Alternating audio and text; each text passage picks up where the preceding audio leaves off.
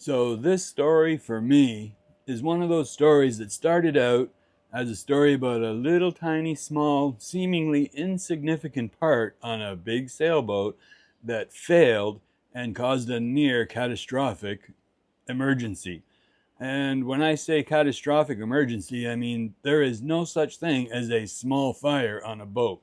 And in this particular instance, we had what seemed to be a small fire, but it was about to grow very, very quickly if we didn't do something about it. And it started right here in our engine compartment. Everything seemed normal when we were just starting up the engine, getting ready to move on with our day. We were about to move the boat and start heading off to our next island. But then my first clue was I smelled something, and it smelled like something burning from the engine room, but I just changed the belts on the engine. So I opened it up.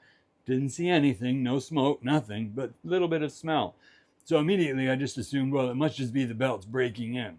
Okay, so about 30 seconds later, it started to get stronger. And then we went back to look at it again, and there was little bits of smoke billowing out from around the edges of the engine room door.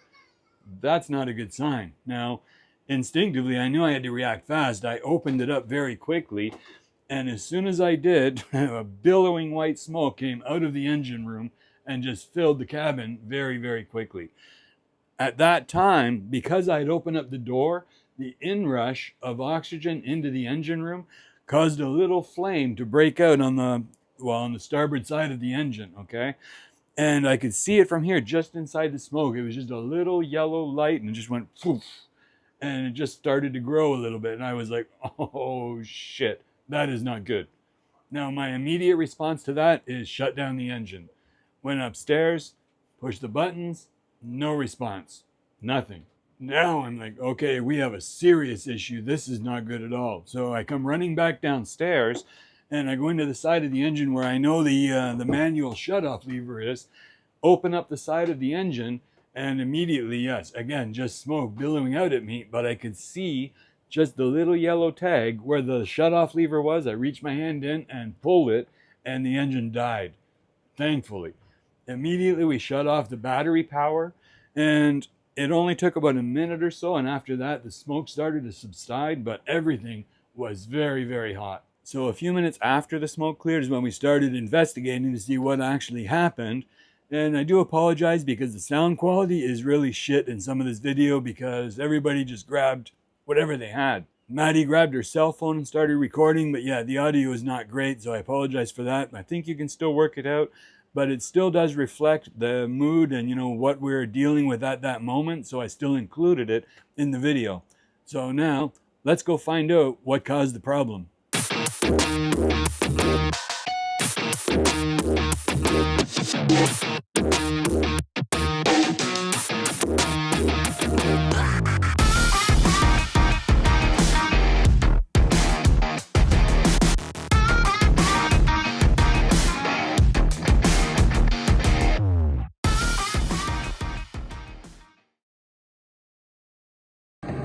Surprise, surprise! The smoke go out from the engine, and we need to understand what's happened because the same we have a difficult to switch off the engine. We need to do manually. I believe that is something about the starter. What do you think? What will you believe, Eric? I don't know, but something shorted out at the starter. The starter is like on fire. The terminals are way too hot, I can't even touch them. No fuses are blown, but this is where all the heat and smoke is coming from. This terminal right here, which now is loose, and I don't know if that's because of the heat or it got hot because it was loose. And of course I couldn't shut the engine off because when it fried, it shut down power to the control panel out front, and our our shut-off is electric. And the cable we just removed yesterday is the emergency shut-off cable that we never had connected here because we didn't need it because the new one is electric. So that's what I had to come down and find was the shut-off, and I shut it off manually by hand right here. So it's starting to cool down, but yeah, this terminal on the starter is fried. Sorry. It's fried. This terminal is right here. It's fired. Fried.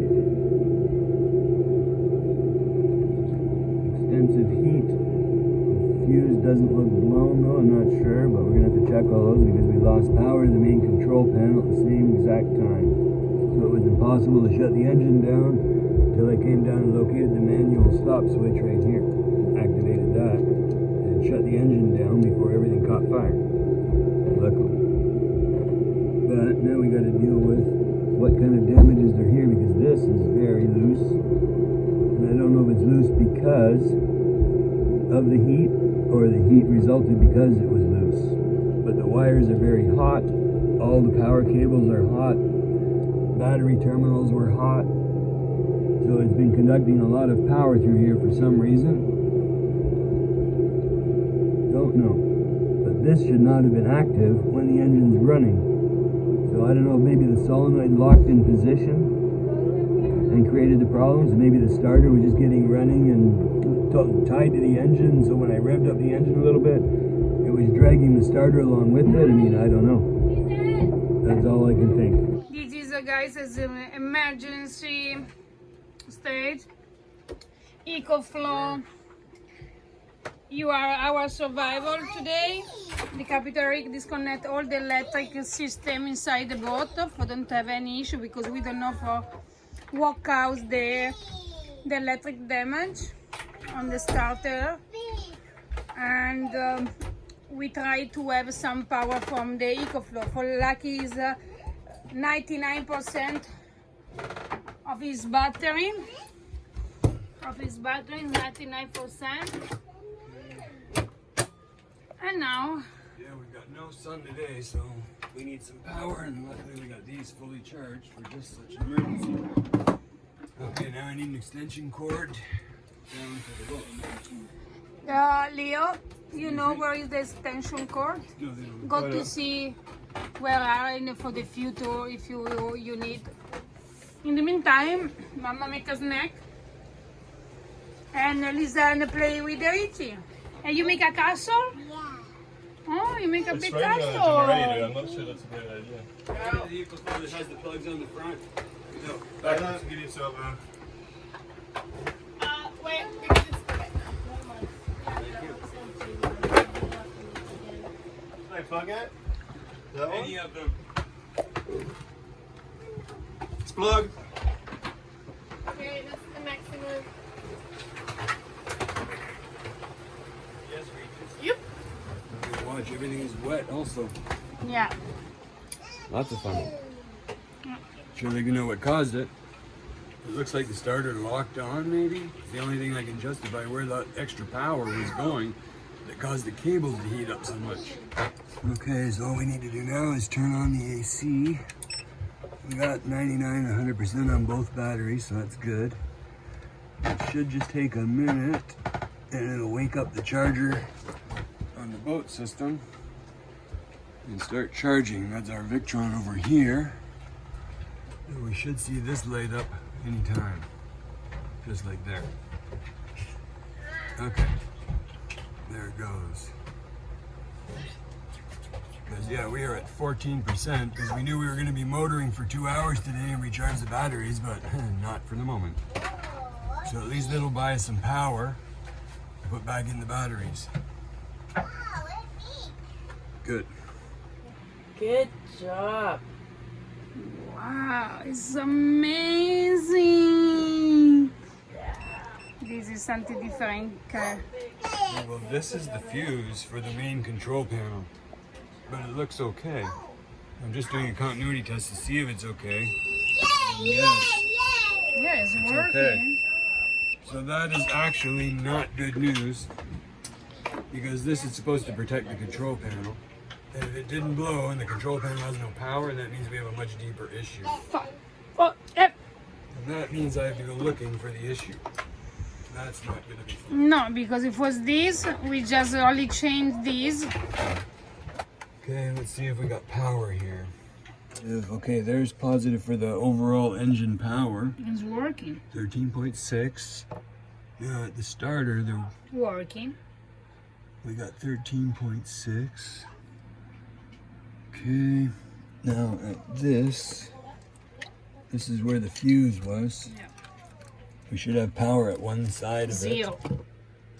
13.6, so we still have power there. We'll put the fuse back in, put the protective cover back on. So that part seems okay, but there looks like there was some heating on the cabling casings there. I pulled everything else out, it all looks okay. But these are loose, so I'm gonna have to take these off, check them and clean them. I'm gonna take the bolt off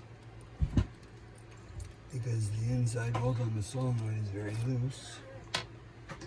I'm gonna watch how many wires come off here. One with the washer.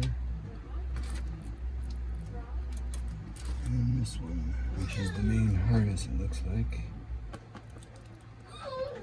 This is loose, huh?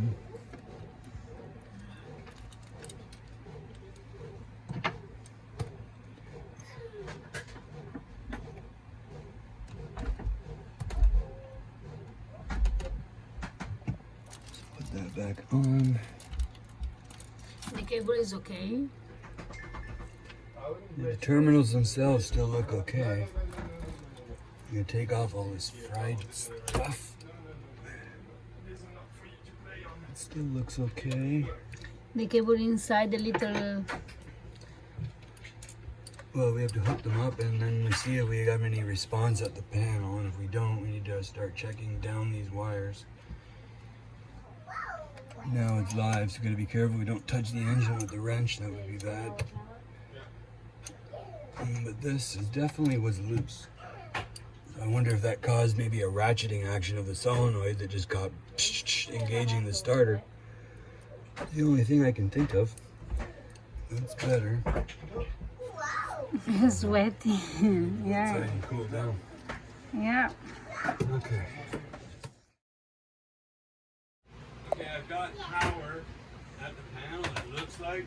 Okay. I just shut it off again, but I'm going to turn it on. Tell me if you hear anything, but then I'm going to just push the start button and see what happens. If it does start, I'm going to shut it off again right away. I just want to know if anything is powered. Okay, I go to check from the engine if you happen something. Yeah, just watch. Ready?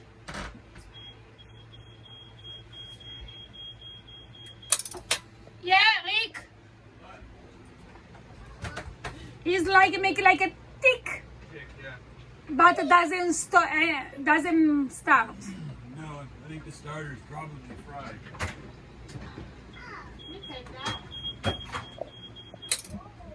No, make a tick. It doesn't work. So the battery is still good, I believe.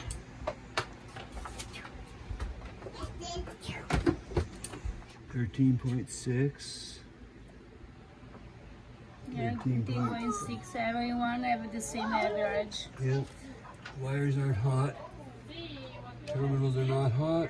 Everything's cooled down. But no reaction from the starter, so it's either the solenoid or the starter. So the only thing I can do there is maybe try and hot wire the starter and just see if it clicks over or not. If it does engage, hopefully we can still start it, but by hand. Because if the solenoid's fried, we need to replace it. There's nothing you can do to fix a solenoid. It's just blown. Opened up the other terminal in the starter here. You can see. And I'm just trying to short out the starter to see if I can get it to short directly. But yeah, I'm just only getting little tiny sparks. So that's looking like the starter motor itself is probably fried, unfortunately. But I also did find this other fuse holder here, and it's labeled as the start relay fuse 10 amp, and it is definitely blown. Yeah, there is no fuse inside there anymore, so that's one hint. Okay, so we're gonna change that fuse and see if anything changes with the solenoid. I doubt it, because this is a direct wire and that's direct to the starter. So I still suspect the starter motor is probably fried, but next step. All right, parts box. And I should have lots of fuses in here. And there is a brand new 10 amp right there. Okay, so that definitely answers that question. there's the fuse terminal. I just put the fuse back in, and it immediately, I heard a clunk in the solenoid. It went click, and this went a little flash and burned the fuse. So we definitely have an issue in the starter solenoid itself, shorted out somewhere. So that's going to be a dead end, unfortunately. There's nothing we can do with a solenoid, even if the starter is working, which I don't think it is because I still can't get it over here. So, Houston, we have an issue. Alright, so this is where we need to go into our spare parts locker. And down here, we have all of our spare parts, including this guy. Oh, wow. What do you have here? Is a little new baby? Now this will be our savior today, hopefully. Hopefully that's all that's wrong. We don't know until we replace it, but this is what every person on a boat should have, because there's one thing you can't do with your diesel is start it without a motor. So we always carry at least one spare starter, and even with the new motor, I knew that was going to be the case someday. So here we are, 2 years later, almost to the day, and we have to replace the starter. It's not good news for a new engine. Well, it's not the engine's fault, but something happened inside the starter, and I don't know what. But at least we have a starter to put in the new one, and then we can take the old one to a shop and find out what happened. But this will hopefully get us back moving again, but it's still going to be a bit of a project just to get it swapped out.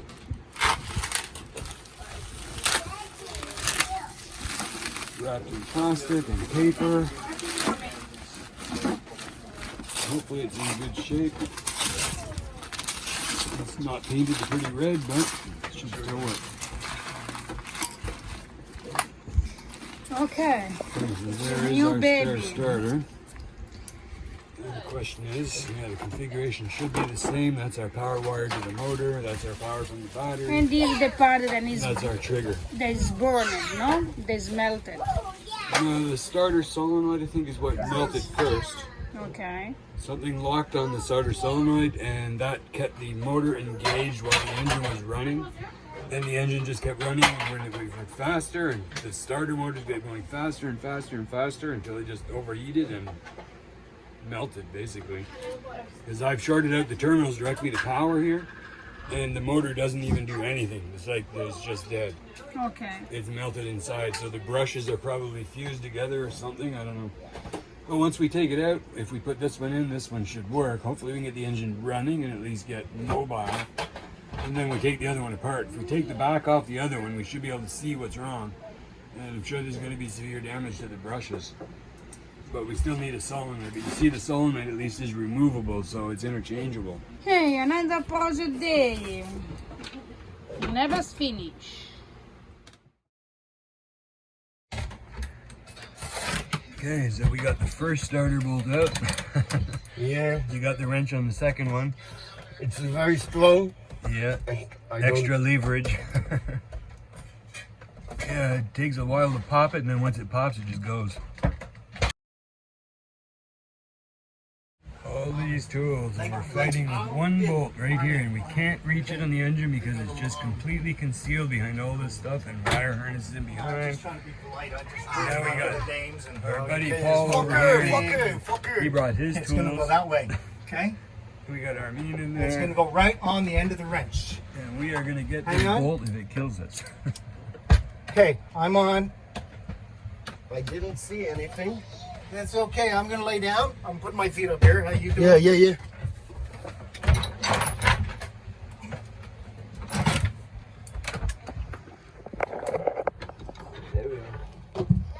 Okay. Now, push down as hard. How much do you have up there? Can you really go down on it hard? Yeah.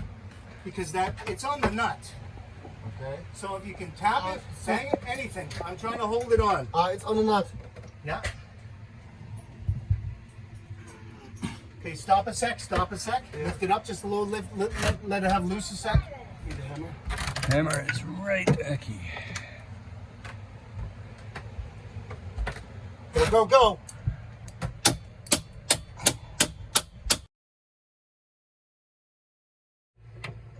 Okay, so next part of our problem, this bolt in here is completely inaccessible. There's too much stuff around it that we can't get to it properly, and we ended up actually stripping the freaking bolt because we were always trying to put a socket on it at an angle and it never lined up properly, and now you can just see it's all silver in there, which is really pissing us off. It's inaccessible, and after the starter was built on, they put in all these wiring harnesses, the sensors, everything, and it all blocks access to getting tools in here, which is not helping us in any way, shape, or form. So we took the back two bolts off the starter because that part's blown anyway. Now we're just going to try and take it out piece by piece because we're locked in. We can't get that bolt out. Nothing else we can do right now. So we've taken the spare motor. Well, first of all, we took the old one off, as you can see. And here, hold that, Armin. Yeah. We've taken this off, and yeah, it is fucked. Like, it's not good at all. Not good at all. So we just took the other one out of, no. Horizontal. This is YouTube, not Instagram. So we took the other one apart and twisted this, and it twists by hand, no problem. So we're thinking that I might be able to put that one into the old starter gearbox, and we're just going to touch the power to it and see if we can short it and get it to start and kick over the engine or not. With any luck, the gearbox isn't fucked. Sorry, the gearbox isn't screwed. If the gearbox is screwed, then we're still out of luck. We don't have any option. But in the off chance that this one will solve the problem and at least start the engine, then at least we can hotwire the engine and get it moving back to a place where we can get the other bolt out and get the problem fixed. So that's where we are now. And it's been a long friggin' day. This is like 4 hours since the last clip. So we've been engaged in this for a long time. It's not fun. Not fun.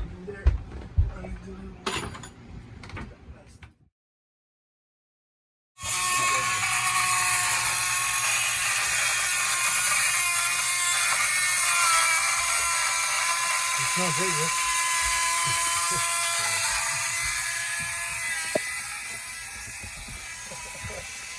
Do I hear almost good news?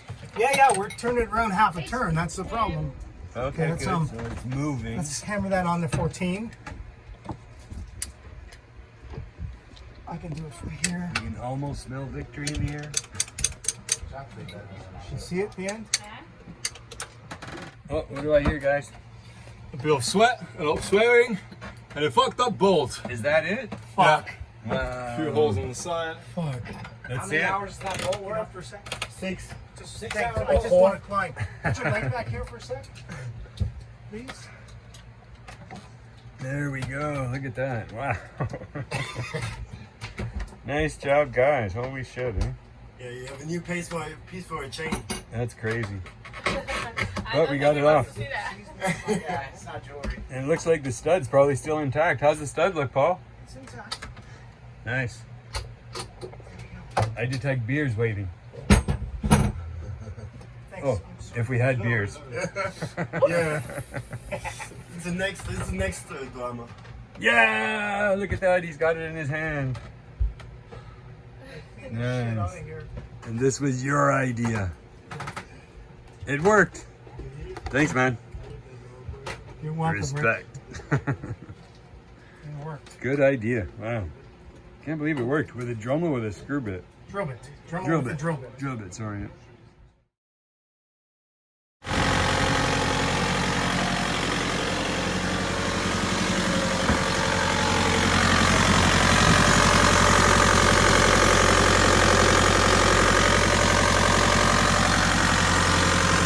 And after all that, we are actually leaving the island under our own power. And that's thanks very much to my good friend Paul and his wife Daniela for being very supportive and helping out and coming over and having that great idea to actually drill the nut off just by poking holes in the side of it. It worked perfect, so good one, Paul. Good on you, thank you. Sure is a hell of a lot better than being towed out of here like we were starting to plan last night. That was not a good fun plan. But we're just leaving everybody behind, as you can see, the island behind. It was beautiful here. I wish I got to see more of it outside, but the whole 2 days we spent here, I spent inside the boats working in the dungeons. So didn't get to see much of it, but it was nice to be here. So anyway, on our way. Next island, continuing adventure. Here we come. Ciao.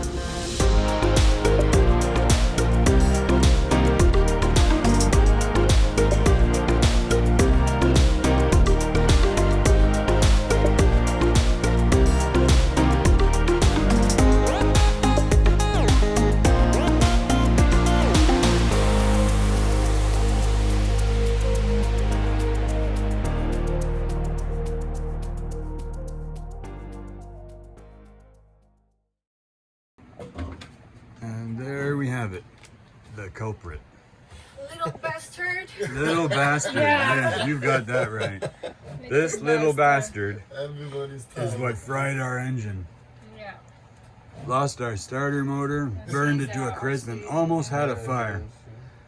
That's yeah, but not we cool. discovered why. Because this little bastard was in a place that normally don't be. Well, we didn't even know it was there. I didn't know it was there, but it's not even in bad condition. It's not had any water intrusion, nothing, but it's not waterproof by any stretch. Starting now to have some corrosion here. But it just locked in position and Yeah. held the current open and kept the starter running and running and running until the motor burned out.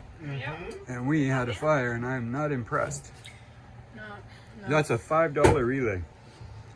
But luckily, I keep bags of spare parts, and these are my relays, and they're all waterproof. So I just finished removing this one. As you can see, it's already been cut out. And just replaced it with this one here. So it's all put in, spliced onto the new harness properly, good waterproof connectors, all vacuum packed or heat shrunk. And this piece is completely waterproof as well. It just presses on there and snaps into place, and boom, waterproof. It's all gel encapsulated on the bottom, so no moisture intrusion, no issues. And hopefully it lasts longer than this one did. That is not a cool experience. I don't wish that on anybody. You can see our new starter's in there and working now. That was a bad day. Very bad day.